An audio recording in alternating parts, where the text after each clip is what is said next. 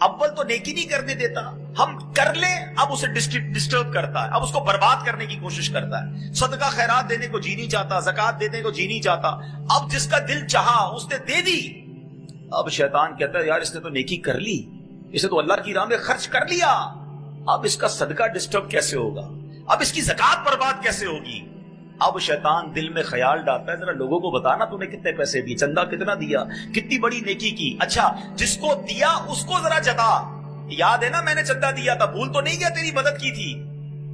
इस वार को समझो मीठे इस्लामी भाइयों, इतना मरदूद इतना मकार है कि पहले नेकी नहीं करने देता और नेकी कर ले तो बचने नहीं देता, और हम हैं कि उसकी आदत में खेलते जा रहे हैं। देखिए सदके कैसे बर्बाद होते हैं, मैं नहीं कहता, कुरान कहता है या अय्युहल्लज़ीना आमनू ला तुबतिलू सदकातिकुम बिलमन्नि वल अज़ा। ऐ ईमान वालो अपने सदके बातिल न करो। सदके कैसे बातिल हो जाते हैं? भाई मैंने तो मस्जिद में पैसे दिए, रसीद मिल गई, पैसे तो पहुंच गए, बातिल कैसे हो गए, खत्म कैसे हो गए, नल एंड वॉइड कैसे? कुरान कह रहा है ना, ऐ ईमान वालो अपने सदके बातिल न करो। किस तरह? बिलमन्नि वल अज़ा, एहसान जताकर या तकलीफ पहुंचाकर। और ये कर रहे होते हैं अनडेलिबरेटली या डेलिबरेटली, दानिस्ता व गैर दानिस्ता ही चल रहा होता है। मैंने अपने मुलाजिम की बच्ची की शादी करा दी है, मैंने इसको घर दिला दिया है। भाई याद है ना तू तो फकीर था, गरीब था, नौकरी वाला आया था, चप्पल पहनकर तेरे को कारोबार पे चढ़ा दिया, आज लैंड क्रूजर, आज गाड़ी आ गई, भूल तो नहीं गया मुझे? वो जो आपने उस वक्त उसके साथ भलाई की थी, ये जुमला कहकर सब जाया कर दिया। सिर्फ जाया नहीं किया, उल्टा दिल दुखाकर गुनाह भी कमा लिया। और शैतान कामयाब हो गया कि इसका सदका भी गया, इसका सवाब भी गया, इसकी नेकी भी गई, और उल्टा गुनाहगार हो गया। और हमें पता भी नहीं चलता, नमाजें पढ़कर दूसरों को हकीर जान रहे होते हैं। याद रखिए नमाज जरूर पढ़िए, मगर मैं नमाजी हूं तो बाकी सारे जहन्नमी है, ऐसा नहीं है। एक बुजुर्ग के बारे में आता है ना कि वो अपने बेटे के साथ किसी सफर पर जा रहे थे, रात का वक्त हुआ, मुसाफिर खाने में रुके, तो बेटा भी नमाजी बाप भी नमाजी, तहज्जुद में दोनों बाप बेटे उठे, तहज्जुद अदा की। सारे मुसाफिर खाने में काफिले वाले सो रहे थे। बेटा कहता है अब्बा जान ये कैसे लोग हैं, सारे ही सो रहे हैं, किसी ने तहज्जुद नहीं पढ़ी। अल्लाह अकबर, वो वालिद थे ना, वो अल्लाह वाले थे। कहते बेटा तू भी सोया रहता तो ठीक था, तूने आज तहज्जुद पढ़ ली, तुझे बाकी लोग सारे हकीर नजर आने लगे, इससे बेहतर तू भी सोया रहता तो ठीक था। तो ये वार शैतान के समझो। शैतान नेकी करने के बाद, जैसे हम नेकी करते हैं ना, उसको बेचैनी शुरू हो जाती है। अब वो प्लानिंग करता है किधर से इसकी नेकी छीन लूं, किधर से इसकी नेकी डिस्टर्ब कर दूं। जब तक हम ये समझेंगे नहीं, हजरत राबिया बसरिया रज़ियल्लाहु ताला अन्हा जैसी वलिया फरमाती थोड़ी देर के लिए तस्बीह करते करते ध्यान कहीं और गया तो वो जन्नत के दरख्त पर जो फल लगे थे वो गिर गए। हमारा तो रोज ही ध्यान कहीं और होता है, इधर दुआ करते ध्यान कहीं और होता है। अल्लाहुम्मा आमीन आमीन आमीन कह रहे, पता नहीं इमाम साहब क्या दुआ कर रहे हैं, कभी इधर देख रहे हैं, कभी उधर देख रहे हैं, कभी दाढ़ी खुजा रहे हैं। कभी सोचा है नमाज और दुआ किसके लिए होती है, किसकी बारगाह में हाजिर है? अल्लाहु अकबर कहकर हम हाजिर हो गए अल्लाह की बारगाह में, अल्लाह मैं हाजिर हूं।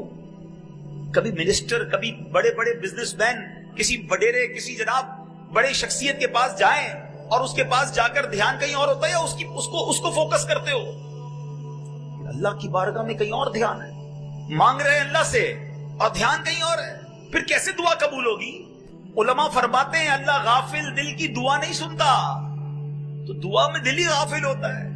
मांग रहे हैं अल्लाह से, ध्यान कहीं और है। नहीं, अल्लाह ही की तरफ ध्यान हो, उसके दरबार की तरफ ध्यान हो। अच्छा अब आप कहेंगे जनाब आप कह रहे हैं भाई ध्यान तो है नहीं, तो क्या नमाज पढ़ना छोड़ दे? नहीं, ये बड़ा प्रॉब्लम है। जब किसी को कहो ना यार आपकी प्रॉब्लम ये है, तो कहते हैं मैं नमाज ही नहीं पढ़ता, भाई मेरे तो ध्यान ही कहीं और होता। शैतान कामयाब हो गया, वो चाहता ही था कि आप बेनमाजी हो जाए। अब आप मुकाबला करें शैतान से कि अच्छा मेरे ध्यान को, मेरे फोकस को, मेरी इबादत को शैतान बर्बाद करता है। अब मैं शैतान पर मैं वार करूंगा, अपनी नमाज भी पढ़ूंगा और सही तरीके से पढ़ूंगा, दुआ भी करूंगा, फोकस के साथ करूंगा, सदका दूंगा, किसी को बताऊंगा नहीं, अल्लाह की रिजा के लिए दूंगा, नेकी करूंगा, उसको इंशाअल्लाह कामयाब भी करूंगा। ये होना चाहिए ना हमारा जहन। तो बहरहाल मेरे मीठे इस्लामी भाइयों, चले लगे हाथों में आपको ये बता दूं कि अगर नमाज में ध्यान नहीं लगता, ذہن کہیں اور ہوتا ہے تو اس کا طریقہ کیا ہے؟ اس کے کئی طریقے علماء نے بیان کیے. ایک تو آپ اپنے ذہن میں جب نماز پڑھیں تو دنیاوی خیالات سے اس کو پاک کرنے کی کوشش کریں. دوسرا، جو نماز میں پڑھتے ہیں نا اس کا ترجمہ یاد کر لیں. آپ کو پتا تو ہوا پڑھ کیا رہے ہیں. امام صاحب کیا پڑھ رہے ہیں؟ الحمدللہ رب العالمین الرحمن الرحیم مالک یوم الدین. اس کا ترجمہ جب آپ کے ذہن میں ہوگا نا کہ میں اللہ کی شان بیان کر رہا ہوں، اللہ روز جزا کا مالک ہے، وہ رحمان بھی ہے، وہ رحیم بھی ہے، میں اس سے عرض کر رہا ہوں کہ اللہ مجھے سیدھے راستے پہ چلا. اہدنا الصراط المستقیم صراط الذین انعمت علیہم، اے اللہ ان لوگوں کے راستے پہ چلا جس پر تیرا انعام ہوا، ان لوگوں کے راستے سے بچا لے مالک جس پر تیرا غضب ہوا. اب جب آپ سورہ فاتحہ کے ساتھ ہیں، سورہ اخلاص کے ساتھ ہیں، سبحان ربی العظیم کہہ رہے ہیں تو دل کہہ رہا ہے کہ اللہ تو عظیم ہے، میں تیری بارگاہ میں سر جھکایا ہوا ہوں. تو اب آپ کا جب نماز میں دل لگ رہا ہوگا، اب آپ کو پتا ہوگا آپ کیا پڑھ رہے ہیں، تو انشاءاللہ دل لگ جائے گا. تو تھوڑی سی پریکٹس کر کے جو آپ نماز میں پڑھتے ہیں، یا عموماً امام صاحبان بھی 30ویں پارے کی نارملی تلاوت کرتے ہیں، 30 پارے کی. آپ کم از کم 30واں پارہ، رمضان آ رہا ہے، ترجمہ اور تفسیر کے ساتھ 2-3 بار پڑھ لینا، پھر انشاءاللہ امام صاحب کے ساتھ رہیں گے. ابھی تو یہ حال ہے ہمارا، ہاتھ نہیں اٹھواؤں گا. کئیوں نے یہاں عشاء کی نماز باجماعت پڑھی ہوگی. اگر میں یہ پوچھ لوں، بتاؤ امام صاحب نے پہلی رکعت میں کون سی سورت پڑھی تھی، دوسری میں کون سی پڑھی تھی؟ ابھی تو بہت دیر ہو گئی. کبھی سلام پھیرنے کے بعد اپنے آپ سے پوچھ لینا، وہ بھی نہیں پتا ہو. ایسا تو نہ کریں. کاروبار میں دھیان ہے، گھر میں دھیان ہے، اور اسکول میں سب چیزوں میں پکا دھیان ہے. ایک ایک بندے کا بیلنس پتا ہے، کس سے کتنے مانگتا ہوں. شاید دینے والوں کا نہیں پتا ہوگا، لینے والوں کا سب پہ پتا ہے. وہ غلطی کرتا ہم پکڑ لیتے، نہیں بھائی اتنے تھے، تم نے اس تاریخ کا وعدہ کیا تھا. اگلا 1 مہینے بعد پیسہ دینے کی وعدہ کرے، اس سے 3 دن پہلے سے دماغ میں ریمائنڈر آنا شروع ہو جاتا ہے، 15 تاریخ آنے والی ہے، 12 ہو گئی ہے، 15 کو پیسے دینے اس نے اپنے کو. اتنا یاد ہے آپ کو. مگر قرآن، نماز، ذکر و اذکار میں کیوں اتنی غفلت ہے؟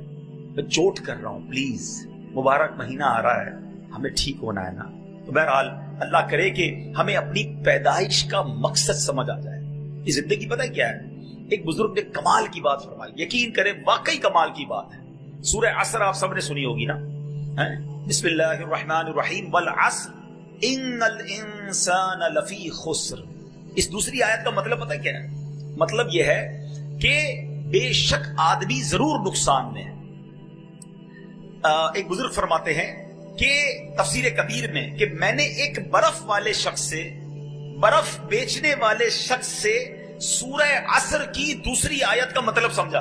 یہ ہے، یا تھوڑا سا بریک لے کے سمجھانا چاہتا ہوں. جس کا مائنڈ سیٹ آخرت کی فکر کرنے کا ہوتا ہے نا، وہ دنیا کے تجربات سے آخرت کا کوئی درس لیتا ہے.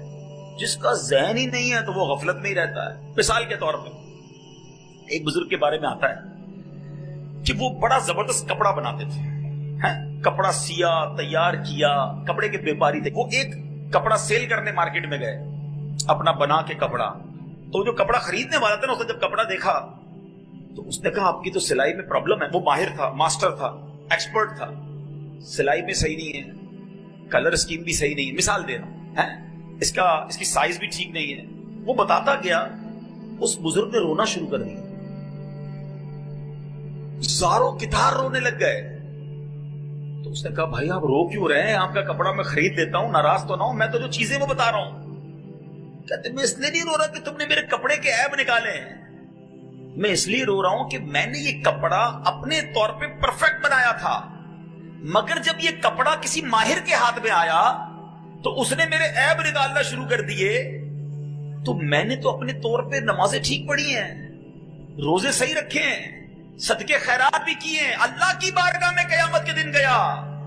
اور اگر رب نے کہا کہ تیرے سجدے قبول نہیں ہیں، ان میں اخلاص نہیں تھا، تیرے صدقے بیکار ہیں، اس میں نیت کچھ اور تھی، میں اپنے طور پہ ٹھیک کر رہا ہوں اعمال، اگر اللہ کی بارگاہ میں گیا اور وہاں یہ سب ریجیکٹ ہونا شروع ہوا تو میرا کیا بنے گا؟ یہ تھا دماغ، یہ ذہن تھا آخرت کی تیاری کا کہ کپڑا ریجیکٹ ہوا تو قیامت یاد آ گئی. ادھر گھر میں میت ہوتی ہے تو موت یاد نہیں آتی ہے، ادھر باپ کا انتقال ہوتا ہے اور گھر والے ٹی وی دیکھ رہے ہوتے ہیں، تیسرے دن نمازیں قضا ہو رہی ہوتی ہیں، ادھر ہمارے سامنے آخرت کی یاد دلانے والی بات ہوتی ہے، پھر بھی آخرت نہیں سوچتے ہیں. اور بزرگان دین سنو کیا کہتے ہیں. بزرگ کہتے ہیں میں نے برف والے سے سورہ عصر کی دوسری آیت کا مطلب سمجھا. ایسا کیا کہا تھا برف والے نے؟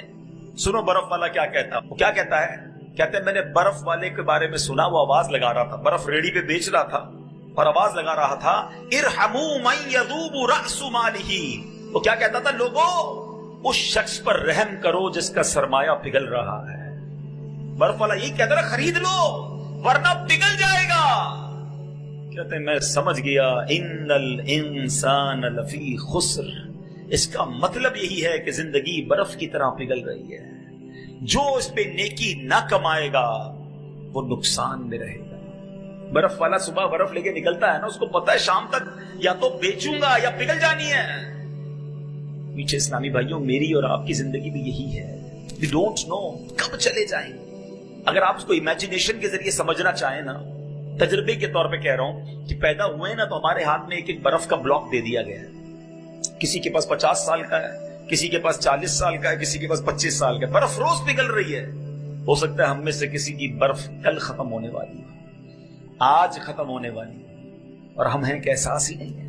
پگھل رہی ہے، روز پگھل رہی ہے، اور ہم نیکیاں کہاں کما رہے ہیں. حالانکہ میرے بیچ اسلامی بھائیوں، اللہ کریم نے ہمیں کیوں پیدا کیا ہے. شاعر کیا کہتا ہے، پہلے سنو پھر قرآن کی آیت سنا. ہو رہی ہے عمر مثل برف کم، ہو رہی ہے عمر مثل برف کم، رفتہ رفتہ چپکے چپکے دم بدم بدم، ہر دن برف کی طرح کم ہو رہی. مجھے اور آپ کو رب نے کیوں بنایا ہے ہم جانتے ہیں. پیسے کمانے کے لیے، بڑا نام بنانے کے لیے، کاروبار چمکانے کے لیے، اور جناب ڈگریاں حاصل کرنے کے لیے، اس لیے بنایا. آئیے قرآن سے پوچھتے ہیں، اے رب کے کلام تو ہماری رہنمائی فرما، ہمیں کریٹ کیوں کیا گیا، انسان کو بنایا کیوں گیا. اللہ کریم قرآن میں فرماتا ہے وَمَا خَلَقْتُ الْجِنَّ وَالْإِنسَ إِلَّا لِيَعْبُدُونِ. بے شک اور میں نے جن اور آدمی اتنے ہی اس لیے بنائے کہ میری بندگی کریں. اللہ فرماتا ہے جن اور آدمی کس لیے بنائے؟ کہ میری عبادت کریں. معلوم ہوا انسانیت اور عبادت لازم اور ملزوم، یعنی آپس میں جڑے ہوئے ہیں. جو عبادت نہیں کرتا انسانیت سے لا تعلق ہے. بنایا عبادت کے لیے گیا ہے. ہماری کریشن کا مقصد عبادت ہے. اب آتے ہیں سولوشن کی طرف. میں نے آپ کو شروع میں ایک بات کہی تھی کہ آج کے بیان میں کچھ ایسے فارمولے دینے ہیں کہ جو بڑے آسان ہیں اور اس پر عمل کر کے انشاءاللہ ہم بھی عبادت گزاروں میں شامل ہو جائیں. میں آج 2 باتوں کو پہلے ڈیفائن کر چکا کہ مجھے اور آپ کو بنایا کیوں گیا ہے، اللہ کی عبادت کے لیے. اب میں عبادت گزار کیسے بن سکتا ہوں؟ اتنا بیزی آدمی، دنیا میں غرق ہو چکے، بہت سارے مسائل زندگی کے ساتھ ہیں.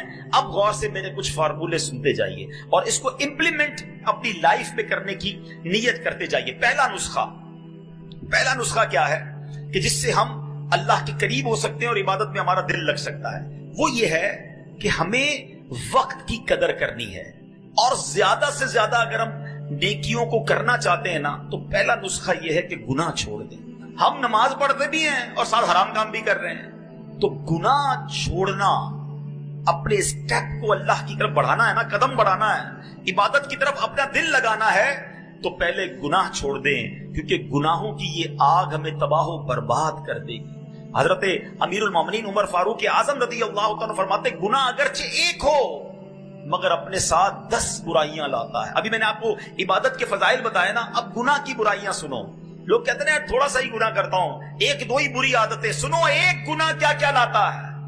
نمبر 1، گناہ کرنے والا اللہ پاک کو غضب دلاتا ہے. نمبر 2، شیطان ملعون کو خوش کرتا ہے. نمبر 3، جنت سے دور. اور نمبر 4، جہنم کے قریب ہو جاتا ہے. نمبر 5، اپنی سب سے پیاری چیز یعنی اپنی جان کو تکلیف میں ڈالتا ہے. نمبر 6، اپنے باطن کو ناپاک کرتا ہے.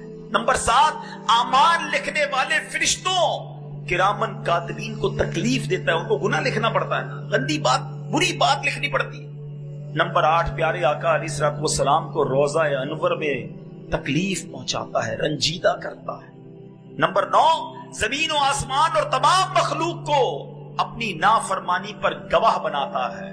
اور نمبر 10، تمام انسانوں سے خیانت اور رب العالمین کی نافرمانی کرتا ہے. تو آج پہلے نیت تو یہ کر لیں کہ انشاءاللہ گناہ نہیں کریں گے.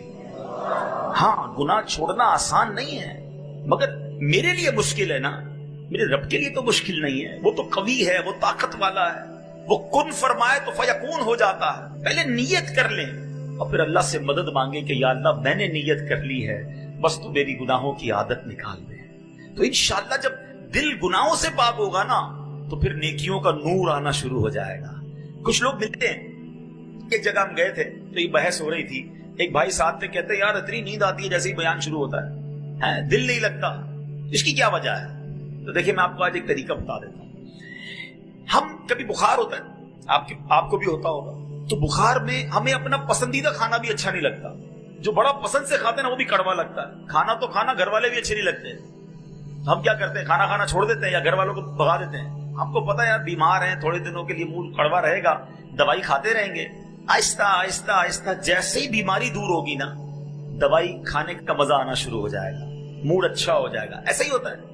تو جب کسی کو نماز میں دل نہ لگے, تلاوت میں دل نہ لگے, اجتماع میں دل نہ لگے, کسی درود پاک پڑھے تو بوریت ہونے لگے, تو وہ سمجھ لے کہ اندر بیماری ہے, گناہوں نے دل کالا کیا ہوا ہے. اب کیا کرنا ہے؟ اب یہ نیکی کرتے رہنا ہے, یہ دوائی کھاتے رہنا, انشاءاللہ گناہ چھوڑ دینا اور نیکی کرتے رہنا. ایک دن آئے گا جس دن یہ بیماری صاف ہوگی نا, ہر سجدہ برکت دینا شروع کر دے گا, دعا میں آنسو بہنا شروع ہو جائیں گے, درود کی لذت ملنا شروع ہو جائے گی, تلاوت پہ رکت ملنا شروع ہوگی. ابھی کیوں نہیں مل رہی؟ اس لیے نہیں مل رہی کہ دل میں گڑبڑ ہے. مجھے دوائی بھی جاری رکھنی ہے, پرہیز بھی جاری رکھنا ہے. میرے رب کی جس دن رحمت ہو گئی انشاءاللہ میرا دل نمازوں میں لگ جائے گا, پھر مجھے بہت مزہ آئے گا. اور جس دن یقین کرو جس کو عبادت میں لطف آنے لگ گیا نا, اس کے وارے نیارے ہو گئے, کیونکہ اب وہ عبادت ایسے کر رہا ہوگا جیسے لوگ اپنے دوستوں کے ساتھ انجوائے کر رہے ہوتے ہیں. وہ سجدوں کو انجوائے کرے گا, وہ دعاؤں کو انجوائے کرے گا, وہ تلاوت کے مزے اٹھائے گا. ایک بزرگ کہتے ہیں مجھے پہلے سمجھ نہیں آتا تھا کہ لوگ ساری رات, اللہ والے حضرت رابعہ بصریہ کے بارے میں ہم نے سنا, ساری رات کیسے عبادت کرتے تھے, نوافل پڑھتے رہتے تھے, ان کو بوریت اور تھکن کیوں نہیں ہوتی تھی. کہتے اب سمجھ آ گیا, اب جب میں لوگوں کے ہاتھ میں موبائل دیکھتا ہوں اور بچوں کو, نوجوانوں کو دیکھتا ہوں ساری رات موبائل پر بیٹھے ہوتے, کوئی تھکن نہیں لگتی. ان کا دل موبائل میں لگا ہوا ہے, رات کا پتہ نہیں چلتا. ان کا دل عبادت میں لگا تھا, انہیں بھی رات کا پتہ نہیں چلتا. میں ایک دعا کیا کرتا ہوں تحدیث نعمت کے لیے, آپ کو کہتا ہوں آپ بھی یہ دعا کیا کہ اللہ میرا دل عبادت میں لگا دے اور عبادت کا مزہ دے دے. ہم اتنے گناہگار ہیں, ہمیں عبادت تکلف سے کرنی پڑتی ہے کہ یار پڑھ رہا ہوں وہ دل نہیں لگ رہا, لیکن جس دن عبادت پہ دل لگ گیا نا, اللہ اکبر, وہ زندگی کا لطف ہی کچھ اور ہوگا. اور یہ ہوگا انشاءاللہ ہوگا کہ جب ہمارا دل گناہوں سے پاک ہوگا. تو پہلا نسخہ کہ آپ عبادت کی طرف آنا چاہتے ہیں, اپنے مقصد کی طرف آنا چاہتے ہیں, تو گناہ چھوڑ دیجیے, گناہوں والی باتوں سے بچائیے اپنے آپ کو. آپ کو عبادت کا نور ملنا شروع ہو جائے گا کہ ہم ناکارہ ہیں. ہم اللہ سے ہی مدد مانگے, اللہ تو عبادت کی توفیق دے, تو سجدوں کی توفیق دے, تو ہمیں گناہوں سے بچا لے. سیکنڈ فارمولا, دوسرا نسخہ وہ یہ ہے کہ ہمیں فضولیات سے اپنے آپ کو بچانا ہوگا. یہ جو اپنے فضول اپنی ٹائم ضائع کرنے والے کام رکھے ہوئے ہیں نا, خاص طور پہ آج کل تو ایسا لگتا ہے ہمارا سب سے زیادہ زندگی کا ٹائم ہمارا موبائل لے جاتا ہے, یا موبائل لے جاتا ہے, یا فضول ہماری گپ شپ. آپ کے یہاں کہتے ہیں کچہری, وہ کچہری چائے کی لگی تو 2 گھنٹے کی لگی. بھائی 2 گھنٹے میں کون چائے پیتا ہے یار, باقی دنیا بھر کی بحث کرنی ہے. ارے بھائی ساری دنیا کی پنچا. آج کل ڈالر کا ریٹ کیا ہے, $1 نہیں ہے جیب میں پھر بھی ڈالر کا ریٹ پوچھنا ہے. تیل کتنے کا ہو گیا ہے آج کل جناب, کون سی ملک کی کرنسی کدھر پہنچ گئی. تم نے کاروبار کرنا ہے, اس گلی کا پتہ پوچھنا کیوں جدھر جانا نہیں ہے, اسی میں گھنٹوں لگ گئے. امریکہ میں کیا ہو رہا ہے, یورپ میں کیا ہو رہا ہے, کرونا میں کتنے مر گئے. وہ بھائی آپ کو کیا کس بات کی پنچات ہے؟ اتنی دیر میں کچھ اللہ کا ذکر کر لو, کچھ درود پاک پڑھ لو, کوئی آخرت کی تیاری کر لو. تو فضول کاموں سے اپنے آپ کو جب بچائیں گے نا, تو آپ کو کچھ ٹائم ایکسٹرا ملے گا, اور وہ جو ایکسٹرا ٹائم ہوگا وہ آپ عبادت میں کر سکیں گے. اللہ کرے ذہن بن جائے نا. مثال دیتا ہوں, آپ کہیں گئے, کسی نے کہا یار ذرا 7-8 منٹ بیٹھیے گا میں آ رہا ہوں. ہم کہتے ہیں ٹھیک ہے کوئی بات نہیں. اب 8 منٹ کا وہ کہہ کر کے ہم کیا کریں گے, 8 منٹ میں موبائل نکالیں گے. اب وہ 18 منٹ بعد بھی آیا نا, میں ٹینشن نہیں, ہمارا موبائل چل رہا ہے, پتہ نہیں کیا کیا دیکھ رہے ہیں. حالانکہ نیکیوں کا ذہن ہوتا نا, اور وقت بچانے کا ذہن ہوتا, تو اسی موبائل میں قرآن ڈاؤن لوڈ کیا ہوتا. 8 سے 10 منٹ میں سورہ یاسین جو پڑھ لے اسے 10 قرآن پاک کا ثواب ملتا ہے. 8-10 منٹ تو لگتے ہیں نا, حدیث پاک کا مضمون ہے. جو سورہ یاسین پڑھتا اس کو 10 قرآن پاک کا ثواب ہے. وہ 10 منٹ بٹھا کر ہمیں آیا, ہم نے 10 قرآن پاک کا ثواب کما لیا. دیو سے تصویر نکالو یار, 100 بار درود پاک نہ پڑھ لوں یار, 5 منٹ کا بریک ملا ہے. اللہ کرے کہ یہ ذہن بنے کہ ہم فضول کاموں سے بچے. اتنا ٹائم ہم ضائع کرتے ہیں. اگر آپ کو یقین نہیں آتا نا تو آپ کبھی پیپر پہ بیٹھ کے اپنا ٹائم لکھیں کہ یار میں نے آج پورے دن میں, ٹھیک ہے نوکری کریں, کاروبار کو ٹائم دیں, فیملی کو ٹائم دیں, نمازیں پڑھیں, اس کے علاوہ وہ گھنٹے گنے جس پہ ہم نے کچھ نہیں کیا. پھر اندازہ ہوگا کہ یار میں نے کتنا زندگی کا وقت ضائع کر دیا. تو ذکر و درود کرتے رہیے, فضول باتوں سے اپنے آپ کو بچائیے. اے کاش ہم یہ جو ہے ہمارا ذہن بن جائے. کامل مسلمان وہ ہے جو ایسے کام, ایسی حرکات و سکنات سے بچے جو اس کے لیے دین یا دنیا میں مفید نہ ہو. وہ کام یا کلام کرے جو اسے دنیا میں مفید ہو یا آخرت میں. سبحان اللہ. اللہ کرے کہ یہ بات سمجھ آ جائے کہ دنیا کا فائدہ ہے یا آخرت کا ہے, وہ کام تو کروں. نہ دنیا کا فائدہ نہ آخرت کا فائدہ, صرف ضائع کر رہا ہوں. یہ نہیں ہونا چاہیے. اپنی سانسوں کی گنتی کو سمجھیے, یہ اللہ پاک نے بڑی نعمت دی ہے. اب ہماری مرضی ہم ان کو کیسے ضائع کرتے ہیں. تیسرا نسخہ, پہلا کیا تھا, گناہ چھوڑ دے. دوسرا, فضول کاموں سے اپنے آپ کو بچا. اب تیسرا نسخہ کیا ہے کہ